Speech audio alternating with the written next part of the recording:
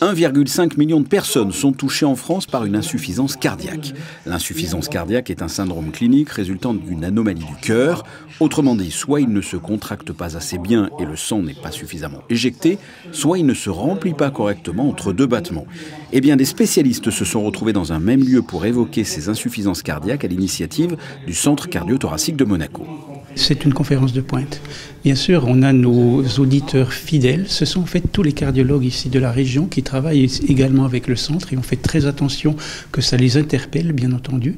Et puis ensuite, on a des intervenants qui viennent d'un peu partout, beaucoup de Paris, mais aussi de la région ici, du Var ou de Cannes, Marseille.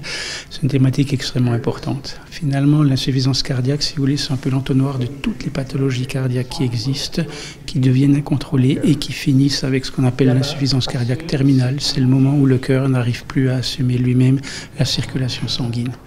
Et évidemment, comme ça vient de beaucoup de pathologies, il y a beaucoup de traitements possibles, des combinaisons énormes, et c'était certainement très bien aujourd'hui de faire le point, une vue très large des possibilités qu'on a pour aider ces patients. Lors de cette journée internationale, l'invité d'honneur était le philosophe et ancien ministre de l'Éducation nationale, Luc Ferry.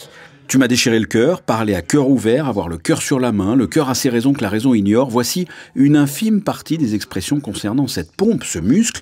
C'est dire si cet organe est important, pour vivre bien sûr, mais aussi dans la culture populaire. Le cœur, il a toujours été dans cette tradition chrétienne et puis humaniste. Il a été à la fois le symbole du courage, le symbole de la générosité, le symbole de l'amour, mais aussi le symbole du centre de tout. Le cœur de la ville, c'est le centre de la ville. Le cœur du problème, c'est le centre du problème, etc. Et donc, d'une certaine manière, le cœur, c'est l'identité de la personne. C'est ce qu'il y a de plus important.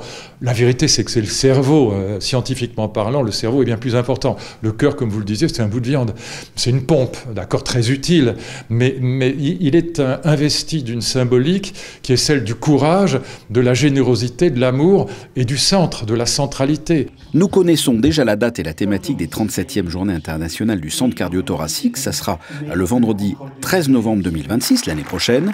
Et les conversations tourneront autour des cardiopathies congénitales adultes.